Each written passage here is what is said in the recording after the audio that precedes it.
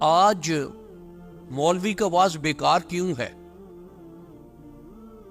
جی میں پوچھا سوال ہے کہ مولوی کا آواز بیکار کیوں ہے؟ عمل نہیں کرتا، خود نہیں کرتا، اور وہ دوسروں کو کہ تم یہ کرو، تم یہ کرو، تم نے یہ کیا، تم نے یہ کیا، کبھی اپنے اندر بھی جھانک کر دیکھا ہے؟ لوگوں کو تو نماز کی تلقین کر رہا ہے، خود نماز کی اہمیت ہی نہیں ہے۔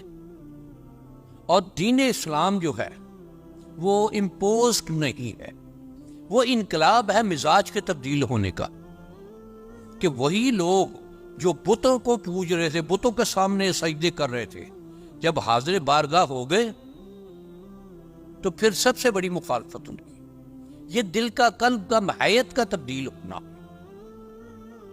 حضرت امیر حمزہ رضی اللہ تعالیٰ عنہ کا ایمان لانا کہ آپ شکار سے واپس جب آئے تو کچھ لوگ نبی کریم صلی اللہ علیہ وآلہ وبارک وسلم کے بارے میں کچھ نازیبہ گفتگو کر رہے تھے، تو آپ نے ایک شخص کے سر پر کمان اتنے زور سے ماری کہ کمان ٹوٹ گئی۔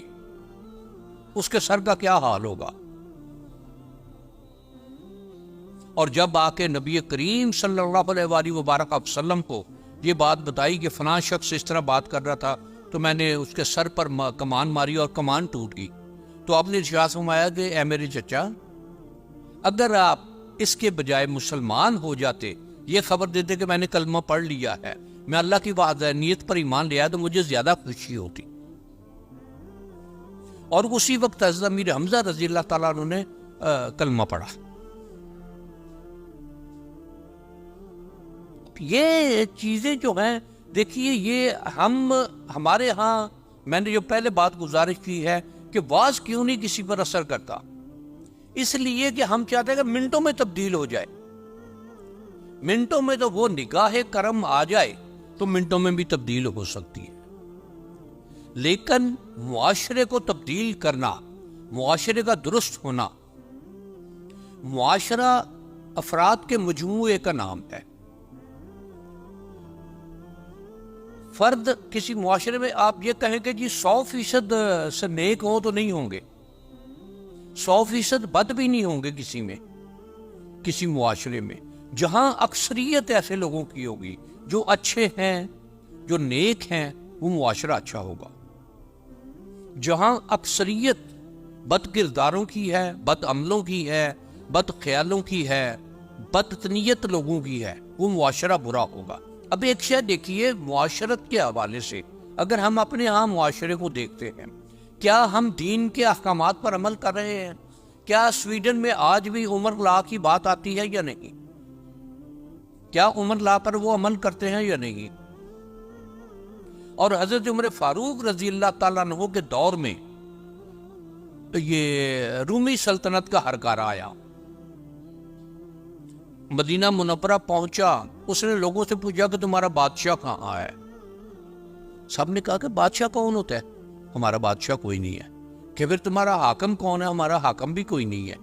تو پھر کون ہے جو نظم و نسق سنبھالتا ہے؟ انہوں نے کہا ہمارے امیر المومنین ہیں، انہیں امیر المومنین ہی کہا جاتا ہے۔ کہ اچھا ان کا محل کہاں ہے؟ انہوں نے کہا کوئی محل وال نہیں ہے۔ کہ ملاقات کہاں ہوگی؟ کہ میں نے ابھی ابن خطاب کو ادھر جاتے ہوئے دیکھا ہے۔